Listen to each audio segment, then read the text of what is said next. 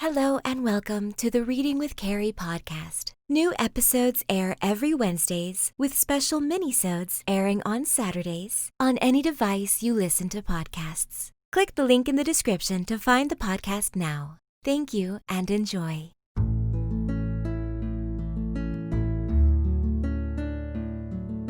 Hello and welcome to Reading with Cari, a mindfulness podcast series that can be used as a sleep aid or to ease your anxiety and relieve your stress. I am your host, Cari Favole, and I am so thankful that you've decided to spend some time with me.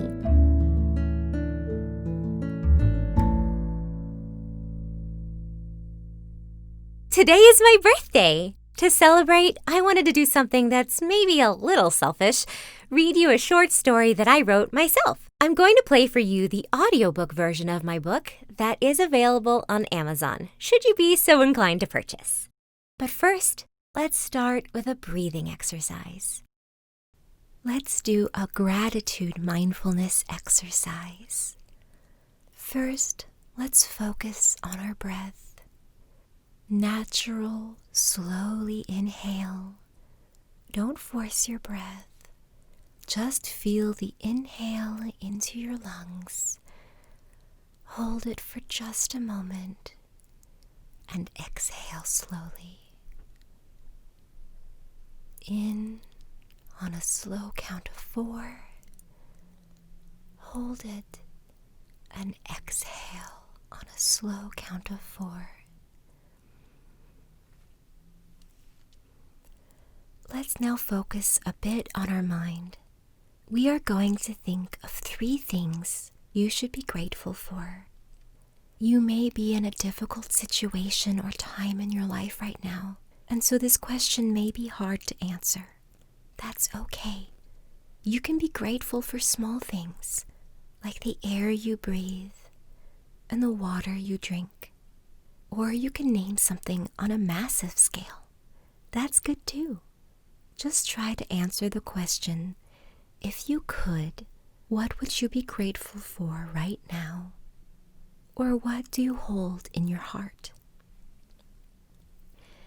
Focus on just one of these 3 things for now.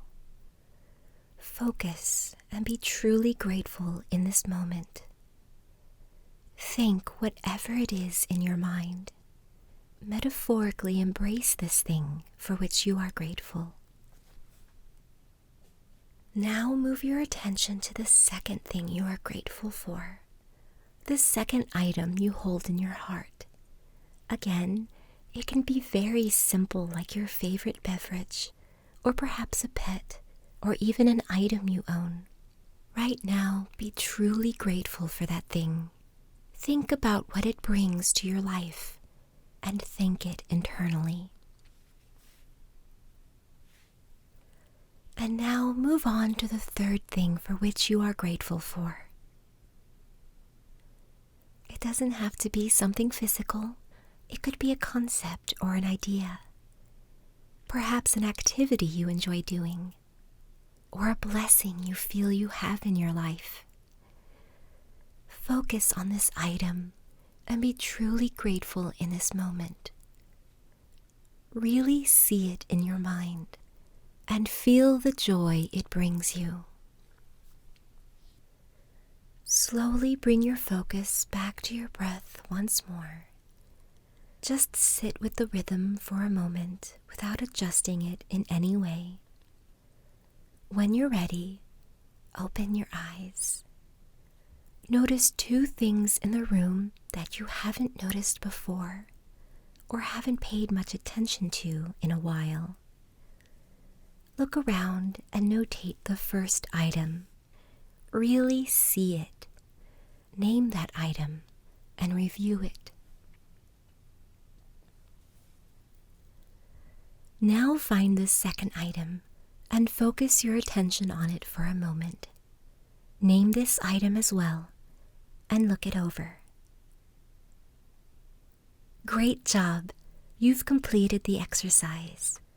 I like to take a nice, long, slow sigh to celebrate, and I invite you to do the same as well.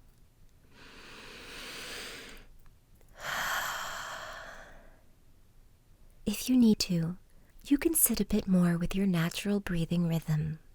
Stop when you feel ready. And now, here's the story. The Tooth and the Crawlspace by Cari Favole, based on a true event and a dream. "Here's your stop, Vivi," Miss Duncan announced as she pulled the lever that opened the bus door. "Thanks, Maudie. See you Monday." Vivi slung her heavy bag over one shoulder and hopped down the steps, plopping her feet onto the gravel together with a little bend in her knee. This had to have been one of the longest weeks in history, and she was happily looking forward to the weekend fast approaching. As she made her way to the front door of the house, Vivi heard the familiar voices of her parents. "I'm saying I don't know, not that I don't believe you," her father said in a strained way. She had never heard her parents fully yell at one another, but there was a particular tone in his voice that signaled he was trying to control his anger. They must have been arguing for a bit before this point. Slowly, she turned the handle, trying her best not to make a sound. Slam! Vivi stared at the doorknob in exasperation. She had overswung the door in an attempt to dampen the creaking noise the hinge made, and hadn't been fast enough in catching it before the door latch closed loudly. "Oh, hello, Genevieve, darling," her mother said in a cheerful way that was slightly put on. "Dinner will be ready in about 2 hours. Do you need a snack?" "No thanks, Mom," Vivi answered. "I'm just going to do my homework now so I don't even have to think about school all weekend." "That's my girl," her father said with a gentle smile. Her arrival seemed to be dissipating their frustrations. Vivi was about to hop up the stairs when something on the floor caught her eye. She bent over, ignoring the hefty pull on her shoulder as her bag fell to the floor with a dull thud. Squinting in confusion, she gingerly picked up the object. White and almost plasticky, it seemed to glow a bit from the light. "What do you have there?" her father asked, walking over with interest. "I don't know. It kind of looks like a tooth?" She held it up for her parents to look. What she had thought was a piece of plastic was eggshell in color and curved, like the fang of a wolf. This was baffling since not only were there no wolves in the area as far as Vivi knew, but they did not have any pets at this time. Their family dog, Hunter, had passed away from old age 6 months ago, and while there had been talk of adopting another furry friend, they had not yet gotten around to it. "Ew!" her mother shrieked, putting her hand to her mouth. "Throw it out and wash your hands immediately. Who knows what sort of germs that thing has?" "Oh, do I have to? It's really neat looking." The tooth was now resting in her palm. It was a solid inch, a little shorter than her pinky finger, even with the curved shape. But the base was crusted with dried blood. An odd warmth was radiating from the tooth, and Vivi felt her eyes drawn to the crusted enamel. "Mom's right, you could get sick," her father said in agreement. "Okay, I'll go wash up when I get upstairs," Vivi said, dejected.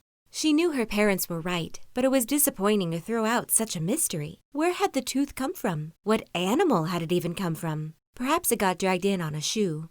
"All right, let's just agree that this door should be kept closed from now on, okay?" she heard her mother begin as Vivi crept slowly up the stairs. Her parents had continued the discussion from earlier, but it seemed they were looking for a resolution. "I wish this tooth would have a resolution," Vivi muttered to herself. She was standing in the hallway between the staircase and her bedroom. Behind her was her parents' room, and in front of her was the bathroom. Around the corner, the unused guest room. "The guest room!" she breathed, alight with an idea. She hurriedly threw her backpack on the floor in the threshold of her bedroom door and scampered down the hall to the guest room. Her parents only ever went in to freshen the linens before company arrived, and no one was expected this time of year. She crept in, feeling as sneaky as a ninja, and laid the tooth on the dresser, pushing it with her finger around the empty jewelry box until it was stationed out of view. Vivi didn't want to exactly lie to her parents, but she couldn't seem to force herself to throw the tooth out. It felt as if it was calling out to her, and Vivi could almost make out a whining noise when she held it. "Must be my imagination," Vivi laughed as she turned around in one fluid motion and skipped to the bathroom to thoroughly wash her hands. "I'll go exploring tomorrow and see if I can find any clues," she whispered to herself excitedly. Staring down at her raw and pink hands as she walked back to her room, she determined she had washed satisfactorily. A light smirk graced her face. Her mother was always overly cautious about things. Still, the dried blood was probably not a healthy substance to leave on her hands, so she couldn't fault her too much. She grabbed her bag and with an exaggerated leap, fell face first on her bed, letting out a contented sigh and curled up into a ball. The rest of the night was uneventful. Vivi finished all of her homework as she had planned and had started drawing a map of her neighborhood when she was called for dinner. She politely glazed in and out of the conversation, something about Phil in accounting microwaving his leftover fish, as her mind kept creeping back to the tooth. As much as she'd hoped she'd find clues, what would she do if she did? Imagine walking through the forest behind Mrs. Treble's shed, she thought, and coming across a bear. I guess I'd play dead. Or are you now supposed to yell at bears? It doesn't matter, there are no bears here. Are there? Are you all right, dear? Her mother asked, staring at Vivi. Is something wrong with the chicken? Huh? You've got an odd look on your face, her father elaborated. Oh, no, I was just, well... Vivi sighed, her curiosity getting the better of her. I was wondering what kind of animal that tooth came from. A wolf? A bear? No, that tooth was much too small to be a bear, her mother reasoned. And there aren't any wolves in the area anymore. True, but we have been seeing a rise in coyotes, her father added. Charles, don't scare her, her mother chided. I'm not, Ruth. Am I, Vivi? Charles asked, a little unsure. No, I'm not scared, Vivi said happily. I want to know what you think it could be from. I think it's from a neighborhood dog. Perhaps it chewed on our mailbox or something, causing the tooth to come out and one of us dragged it in. Nothing to worry about, all right? Ruth said in a kind tone, but in a manner that implied the conversation was over. Okay, thanks, Mom, Vivi said, a little disappointed to hear such a logical explanation. I'm pretty sure it's a coyote, her father whispered towards her with a wink. Vivi smiled and went back to eating her dinner. She'd investigate tomorrow and come to her own conclusion. Surprisingly, Vivi hadn't given the tooth another thought the rest of the evening. When it got a bit too late, she stretched out in the comfort of her bed, feeling the cool sheets surround her as she bundled herself into a cocoon with only her head visible on the pillow. Eyes closed, she sank into a peaceful slumber. She had just started on a rather unusual dream, where her school had become a large gingerbread house, when she awoke suddenly with a start. Eyes opening wide, she looked around, not sure why she was breathing so quickly. I wasn't having a bad dream, she thought, propping herself up on her elbow. She reached out a hand for the glass of water by her bed and froze. There was a shadow moving in the hallway. Vivi was too old to need a nightlight, but she preferred to sleep with her bedroom door open, a rollover habit from when Hunter would visit her in the night. What was moving was not a memory shadow of a dog, nor was it an actual shadow of her parents. This silhouette was tall and hunched over, and creeping up the stairs slowly. Not knowing what else to do, Vivi pulled her outstretched arm back to her, moving inch by inch, so as not to make any sound or shadow movement of her own. She opened her mouth and sucked in air so slowly, she wasn't even sure it could be called breathing. Was she still asleep, or was this what had woken her? The figure had reached the landing of the second floor now, and was rounding the corner. In a mere moment, Vivi would have eyes on whatever it was that caused such a shadow. Her heart was pounding so hard it hurt. And there it was. The large figure, cloaked in darkness, looked scaly and hard. It seemed as though walking on its hind legs did not come naturally, and the hunched back extended into a long, slender neck, which held an elongated beak-like muzzle. Vivi glanced down at the legs. The forearms were protruding in an awkward way, and it was hard to tell how long they really were. What was quite clear, however, were the long, sharp claws, with points that glowed from the moonlight through the window. That moment when the creature walked past her door seemed to have taken forever. Yet it went so fast, Vivi realized she hadn't paid any attention to the backside of the creature. Had it even been real? It was so quiet. But no. Around the bend, she could see the swaying of a tail. Long and pointy, it looked like a snake. Vivi shook herself out of the daze she was in and looked down. She had unknowingly sat up on the edge of her bed after the creature had passed, hoping, she supposed, to see more of it. She heard a soft click of a door down the hallway. It wasn't her parents' room. It was the guest room. Barely believing her own audacity, she crept silently forward to her door and peered out. Was she imagining this? There was one way to find out. Taking a steadying breath, Vivi slid through her open door, careful not to touch it, and crept stiffly to the guest room. The door was open. That is not a coyote, Vivi thought to herself in disbelief. Her initial assumptions had been right. The creature standing before her, at least 6 feet tall, hunched over, looked to be a reptile. Actually, it looks like a plucked chicken, Vivi thought wryly. Her fear was starting to make the situation a bit funny. Here she was, in her pajamas, staring at a wingless dragon-like creature as it... What was it doing? Vivi stretched her neck to the left, leaning her entire body to get a better look. With one instant, the creature had turned its head and was staring straight at Vivi, eyes glowing red, baring its fangs as it hissed deeply. Vivi let out a breathless scream as her legs gave out beneath her, crumbling her small frame to the floor. Time seemed to stand still in that moment, the beast glaring menacingly down, and Vivi utterly helpless in what was to happen next. Slowly, the snarl eased off the beast's face, its eyes still tinted red in the moonlight. It seemed as though it realized Vivi was not at all a threat. Almost as suddenly as it had turned on her, it returned to its previous ministrations. Vivi was at a loss for what to do. She didn't think she was capable of standing, but she was worried her luck would run out quickly. Perhaps if she crept away slowly, pulling herself along with her arms, she could make it past the door. She needed to get to her parents' room.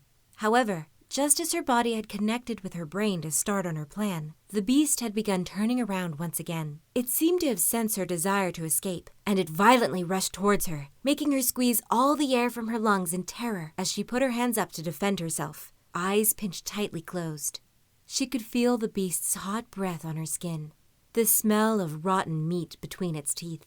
Vivi felt a dull pressure in her palm and looked up to see the beast attempting to push something in her hand. The tooth. "I just found it, I promise. I don't know how it got here," Vivi felt compelled to say. Surely the beast couldn't understand her, but it was acting like it wanted an explanation. The beast simply stared at her for a long while. That's a good sign, right? Vivi thought. Perhaps the beast was capable of higher thought after all. The beast began to growl, in what Vivi believed to be English. "You can speak," it said. "Yes," Vivi answered disbelievingly. Was this creature thinking the same thing about her as Vivi had been about it? "My flesh," it said. "My son. He is missing. He is in this world. You must come." "Oh, what? Come where?" "This tooth smells of you. You talk when you touch it. It is a sign." Vivi tried to register what was happening. She could speak to this beast because of the tooth? How was that even possible? Too afraid to ask, Vivi slowly got up and went to the closet, where her mother kept a few craft items. If the tooth was able to help her communicate, she would need to fasten it to herself so she wouldn't drop it. "Should I really go with it?" she thought, as she grabbed some ribbon and began tightening it around the tooth. "It isn't safe, but what will happen if I try to refuse?" "Hurry," it growled. Vivi held up the tooth on her makeshift necklace and became disheartened as it easily slipped through the knot she had tied, falling to the floor. "This would have worked in a movie," she sighed. Glancing at the beast, Vivi began to panic. Patience was a foreign concept to this creature. Her eyes darting wildly around the closet, she tried to think about how best to adhere it to herself. She couldn't just put it in her pocket, right? It had to be touching skin? Glue? No, Elmer's wouldn't be strong enough. "Aha!" she whispered. Duct tape. Quickly ripping a square piece, she plastered the tooth onto her collarbone. It wasn't pretty, but it would do. "No, come," the beast said, clearly having understood what Vivi had been trying to do. It walked silently through the door and down the hallway. What would happen if Vivi just locked herself in the guest room and called the police? She thought of those long, sharp claws and the whip-like tail. A wooden door wouldn't do much good against that. The beast stopped just within sight of the guest bedroom door and glanced in Vivi's direction. A silent threat. Vivi pursed her lips and began walking with trembling legs. The beast led her to the downstairs coat closet. Vivi glanced at the front door and then again upstairs. How had the beast even gotten into the house? "This way," it said, in an even gruffer growl, clearly losing patience. Vivi made a decision in that moment. She would do as the beast said. If she screamed for her parents or tried to run, things would not end well. This was her best shot at protecting her family. Trying to push those dark and scary thoughts aside, Vivi noticed that the beast had pushed the coats away and was waiting for Vivi to enter the closet. As she approached the beast, she saw a crawlspace she had never known was there. She looked up at the beast curiously. Without any explanation, the beast moved forward, crouching unbelievably low as its large frame tried to squeeze into the small area. It somehow seemed to fit, and Vivi followed silently, trying desperately not to touch the long tail that dragged along the floor. Curiously, the space began to get brighter, not darker. Did the beast have some sort of flashlight? Vivi couldn't see past the large body in front of her, but she quickly noticed the grass that had started creeping along the floor. Were they now underneath the house? The beast somehow moved out of the way fully, and Vivi was blinded by light for a moment. Blinking, her eyes took in the interesting sights before her. This was not a basement. They had made it outside, the sun shining brightly upon larger-than-life plants, the air full of bird songs and insect chirping. She found her footing and stood up, mouth open in disbelief. The chirping bug looked to be the size of a house cat, and on the leaf beside her was an animal that had the look of a caterpillar, but only had 4 legs, like a lizard. Movement caught her eye, and she saw the beast silently walk away. Knowing she was meant to follow, she hurried to catch up with its long gait, still taking in the sights around her. Where are we? She said aloud, hoping the beast would answer. Unsurprisingly, it did not. Left in silence, apart from the nature sounds, Vivi's mind began to wander. This must be where the beast is from, and now I know where the tooth came from. But how did the beast's son find our crawlspace? And where could it have gone to? If it's in my world, why are we here, in this place? Vivi reached out at the waxy flower beside her. It was a vibrant shade of pink and looked a bit like a tulip. As her fingers got nearer, Vivi thought she saw the petals start to twitch. Curious, she laid her hand on the soft flower skin and watched in wonder as the flower opened widely, emitting a sweet fragrance like honey. It made her feel calm and suddenly very sleepy. The flower looked so inviting. What a lovely spot it must be for a nap. Vivi went to climb up when a sharp pinch snapped her out of the trance. The beast had clamped its claw on her shoulder and roughly pulled her back, causing her to lose her balance and fall to the ground. Within that time, the flower had bared pointy thorns like teeth along the flower petals. It grew twice its size, stretching out its stem as it aimed its mouth towards the beast. The beast hunched slightly, tensing its body as it let out a loud screech. The flower aimed down towards the beast swiftly, just as the beast swerved its body, cutting the stem with its tail as though it were a blade. The flower fell to the side, letting out so much fragrance at once, it caused a wailing sound. The liquid spewing from the stem sizzled on the ground. Acid. Vivi caught herself panting loudly, as if she had been the one fighting. She shook her head and blinked her eyes several times, trying to understand what had just happened. A flower had tried to eat her, and the beast saved her. She looked up at the beast, noticing the steam from an acid burn coming from its tail. It glanced down at her, its eyes a deep crimson. Up, it said, as it began along the trail once more. Vivi followed closely behind the beast from that point on, berating herself at her stupidity. She knew better than to touch an unknown thing. Still, it wasn't all her fault. Clearly the fragrance of the flower had drawn her in. Vivi kept her eyes on the ground as much as possible, not daring to be pulled into yet another trap. The grassy earth had turned into a sandy desert by the time she had gotten over the flower ordeal. Looking up, she saw that they were in a valley, with stones lining a path leading towards a cave. Vivi allowed herself to be led further into the valley. The beast was still a threat, but in this odd new land, she was all Vivi had for protection. They stopped before reaching the cave. The beast turned to look at Vivi. It was a bit unnerving how deeply those eyes could latch onto hers, but Vivi forced herself not to squirm or protest in any way. "We will not go in," the beast said finally. "I cannot protect you from them." Without further explanation, the beast turned and began walking again. Vivi could not fathom a guess as to whom them was. Perhaps the rest of the beast's family? They took what Vivi believed to be a detour, and within a short while they came upon a little clearing under a large tree. There was water beyond this tree, and Vivi couldn't help but get the feeling this spot was unusually peaceful for the area, hidden and quiet. Vivi joined the beast at the large, flat tree stump that resembled a shoddy table. Without warning, the beast violently grabbed Vivi's wrist, pulling her forcefully off balance, causing her to fall to her knees. Vivi stifled a cry, fearful that she might anger the beast if she drew attention to herself. "Bare your hand," the beast ordered, ignoring Vivi's uncomfortable position. Obediently, she opened her hand wide, unable to see what was happening beyond her view of the beast's body. She felt a sudden, sharp pain and instinctively tried to pull her hand back, to no avail. The beast's grip was firm on her arm, the claws digging deeper into her wrist, and Vivi could feel blood trickle down her palm. After an agonizing moment of unnatural silence, the beast released its hold on her arm. Vivi clutched her arm to her chest, balling her bleeding hand into a fist, her fear of the beast fully returning. How could she have been so easily swayed by its protection? It just needed her for some reason. Vivi looked down at her hand, opening it up to reveal the cut. It doesn't look too bad, Vivi acknowledged, trying to calm herself down. The puncture wounds on her wrist from the claws were a bit pink, but not actively bleeding, and the cut on her hand wasn't deep enough to be too serious. I just need to clean and wrap it, if I ever get a chance to escape.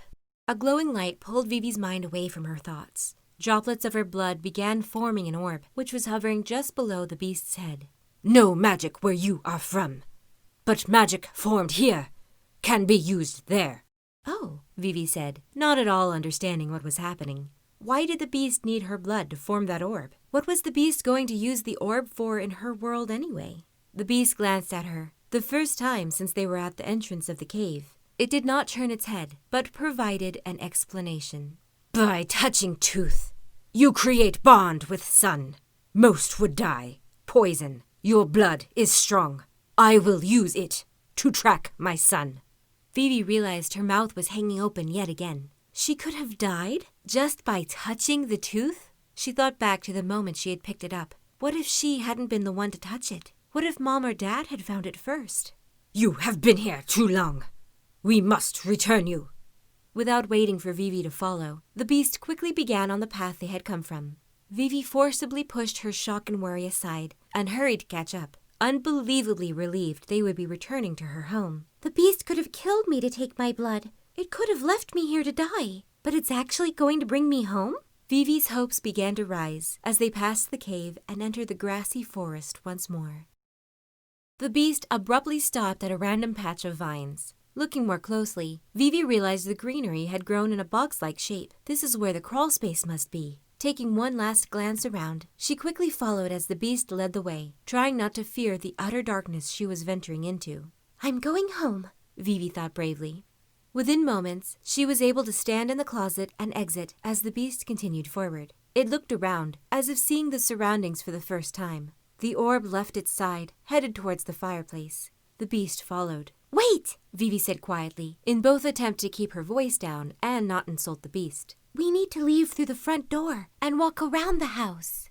The beast stared at Vivi once again, but this time, Vivi decided to take a chance and walked deftly to the front door, unlocking it before turning around.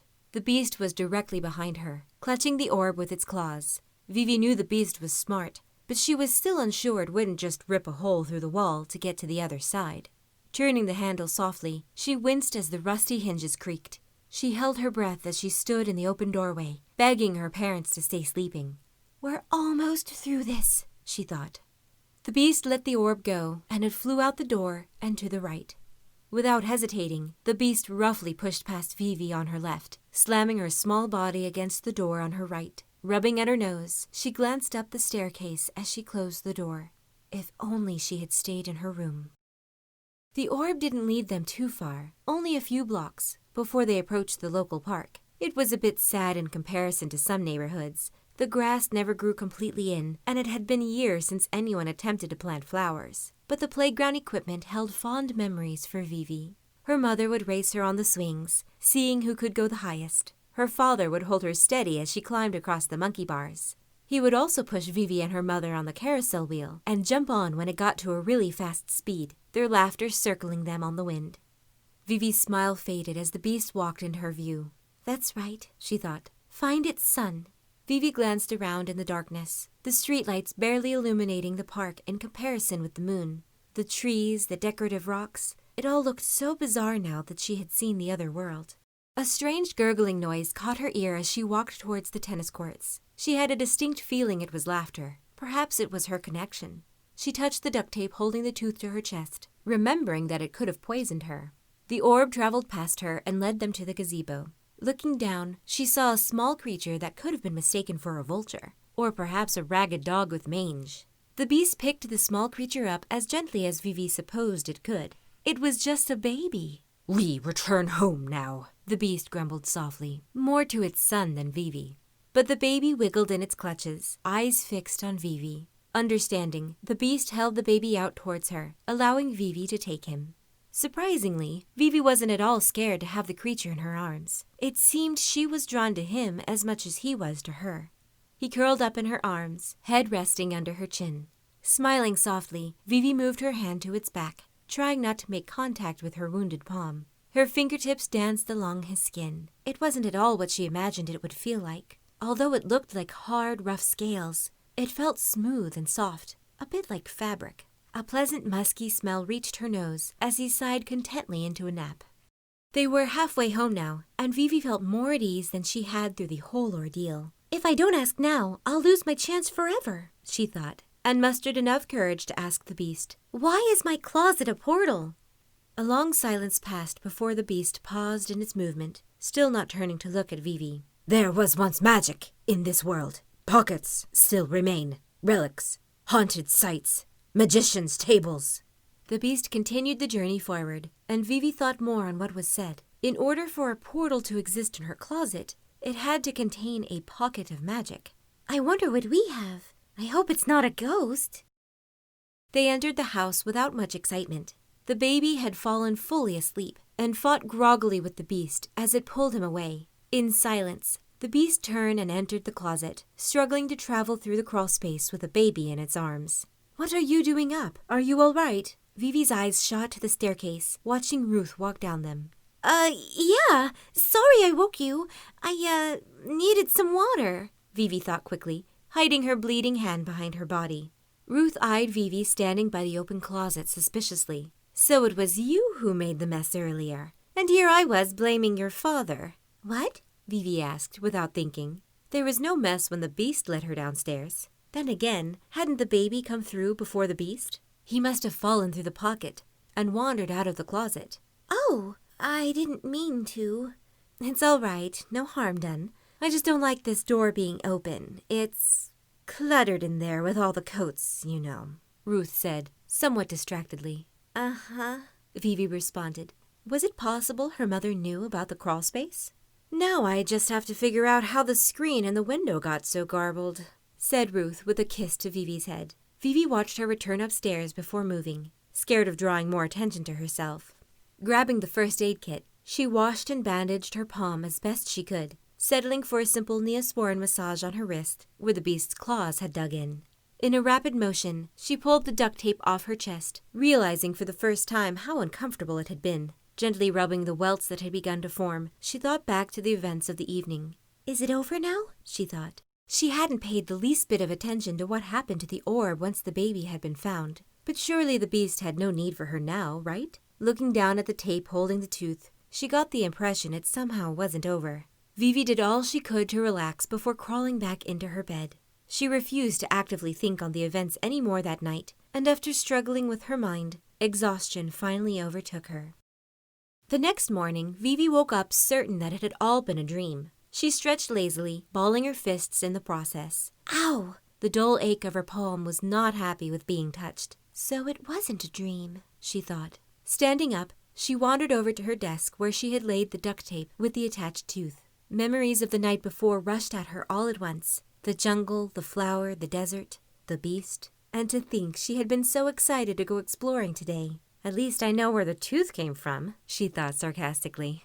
Vivi walked slowly into the kitchen. There was no way she would be able to hide her bandaged hand, and she wasn't sure how she was going to explain how it happened. But to her luck, she was alone. She was about to pour herself a bowl of cereal when an overwhelming urge came over her. She had to investigate. Swiftly, she tiptoed to the coat closet, closing its door behind her with a flashlight in her hand. She waited to turn it on until after she pushed the coats aside and entered the crawlspace. On hands and knees, she began looking for anything that might have created the pocket. Vivi ran her hand along the walls and finally found a hint. Small cuts made into the wood. Writing, but nothing she'd ever seen before. Not that she could really see all that well, even with the flashlight. The piece of wood felt out of place. Was it taken from somewhere else and put here? On purpose? Vivi's mind was now racing with questions. How long had her family been living in this house? Who was the previous owner? Something rubbery tickled her fingers, and she looked down, realizing she had laid her arm through the portal. She was touching a plant. A smirk fought its way onto her face. Although horribly terrifying as last night had been, how utterly amazing was it that such a connection could occur in her house. A soft cooing drew her attention, and she watched as a small claw reached out for her hand. "Hello again, little guy," Vivi said, happy despite herself. The little beast's son fully returned to view, jumping without thought into her lap. Vivi couldn't help but to giggle. She was clueless as to what was going on. But one thing she was sure of. This was most certainly not the end. So, I would like to talk about my story, but there really isn't any moral or lesson to be learned. Well, certainly there are points that could be discussed, but instead I'd rather talk about this day versus this story. I'm torn between talking about society's views on birthdays and getting older, and the pressure to be successful. But while contemplating that idea, I realized they're quite similar, at least in my experience. When I was in high school, I thought I had everything planned out. Graduate high school at 17, that's the fun thing about a September birthday. Graduate college in 4 years, around 22, be married by 24, and by 30, I would be a loving mother. My career had always been an unknown for me, since I knew it was unlikely to become a successful actor, but that was my dream. Instead, I will be 34 when this airs. I did graduate high school and graduated college at 23, a great feat in my opinion since I transferred colleges for a semester and then took a year off to afford to move back to UGA. I was almost 2 years behind, but I studied full-time year-round to catch up. Anyway, I am single, my child is a dog, and my career is still up in the air. The thing that gets me is that growing up, I thought life ended at 30. Not in a depressing way, but in a happily ever after way. You work hard, and once you hit 30, you enjoy the life you've settled into. Don't get me wrong, I do enjoy my life. I bought a house with my best friend, who is conveniently my blood sister. I prefer having furry children rather than human ones, and I'd rather be single than in the wrong relationship. Yet I still don't feel successful. So therefore, my age is a constant reminder that, to me, I am a failure. And I'm sharing all of this with you, dear listener, because I feel that this is a common issue for young and old alike. And so I most certainly am not the only one with this feeling. But as we've seen with cognitive restructuring, just because we have this thought or feeling doesn't mean it's the truth. And simply put, it's not. I am not a failure for being single. I am not a failure for taking my time with my career. Life isn't a paint by number. If there's one piece of advice I would give my younger self, it would be that you don't change as a person when you grow from a child to an adult.